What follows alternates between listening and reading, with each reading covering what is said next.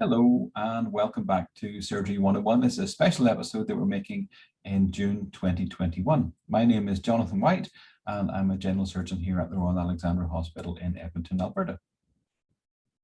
Hello, my name is Michelle Peters-Jones and I'm the program administrator for Surgery 101. Hi, my name is Isabel Lucier and I'm a summer student designer for Surgery 101. Hi, my name is Stephanie Lee. I'm a social media marketing intern for Surgery 101. So you may have noticed in recent weeks, we've done some episodes in Surgery 101 that are a little bit different from some of our usual fare on standard medical topics. And I'm thinking about episodes like inclusion in medicine and also an episode we did on gun control. And we've got some other interesting episodes coming up in future weeks as we tackle things like racism in medical education, Islamophobia, and transgender issues. And we wanted to take a minute or two just to explain and kind of discuss why we're addressing topics like this here on Surgery 101. So, Michelle, what's your thought? Why are we doing these unusual topics? I believe that as a digital platform, Surgery 101 has a huge reach across the world and we have a big voice. It's important for us to be a thought leader and have these conversations which would previously be considered as difficult. We need to be leaders in starting these conversations around discrimination, racism, and responding to important events that are happening in the world today. For me, to be quiet is to be complicit. While focusing on our core audience, we have rapidly seen changes within that audience, and it is very important for us to make everyone feel welcome and included. Change does not come from being comfortable in the way that we've always done things.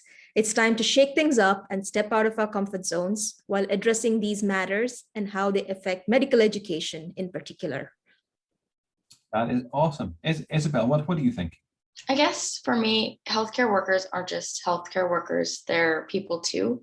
So we need to normalize having this type of conversation. When we have these conversations, we teach others how we want to be treated, and we learn how others would like to be treated as well. Having these discussions creates a safe space for people who otherwise may have felt excluded and misunderstood.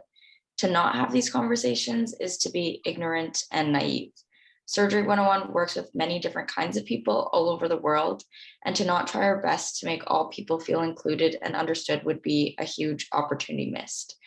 We have a large platform that reaches out to many people, so hopefully it also encourages others to have these conversations as well. All right. Stephanie, what are your thoughts? Well, we want our content to be as inclusive as possible, and we want to promote and share content that is representative of all of our learners, both healthcare personnel and patients' lived experiences, because all of these experiences are valid and they should be recognized as such. We also want to promote content that is diverse because these diverse experiences and viewpoints only serve to bring more innovation and new thinking to the medical field. And this positively impacts the working environment that healthcare personnel operate in, as well as the quality of care that patients receive. And lastly, we want to inspire future med students and surgeons to be included and feel like they belong in the medical field so that they can contribute their diverse views and ways of thinking to the field to bring more innovation as well. Those are all very good reasons. The reasons why I would say, I mean, Surgery 101 exists in the real world. We don't exist in this little bubble.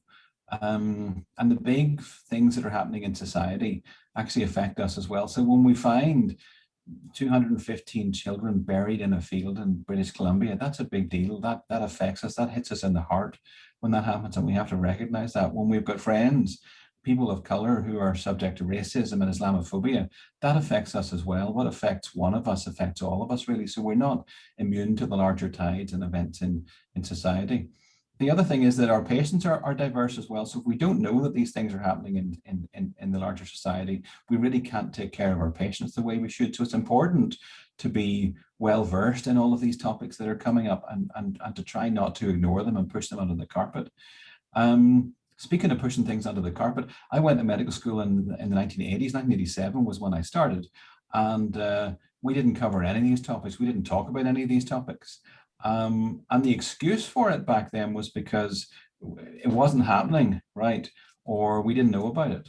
But if you're going to medical school in 2021, you don't have that excuse anymore. I don't think you can say we're going to ignore this or pretend that it's not there, or hope that it goes away and doesn't come and affect us directly. So I think I agree entirely when Michelle says we have a voice, we want to drive positive change, and we're willing to use that voice. And maybe that makes some people uncomfortable, and we're kind of okay with that. So we're very interested to hear what you think about some of these upcoming episodes. I think we've had enough of talking about appendicitis and colon cancer, and now we want to move on to some other more interesting topics that may put you in a slightly more uncomfortable space. So we're very interested to hear what you think. Michelle, if people want to get a hold of us, how should they get a hold of us?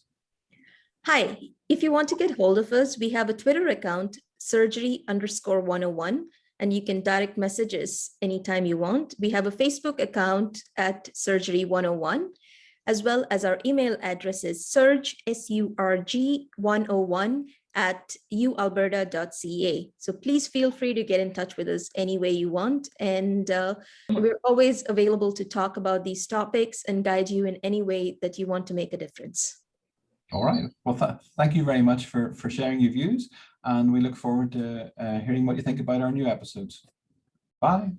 Bye.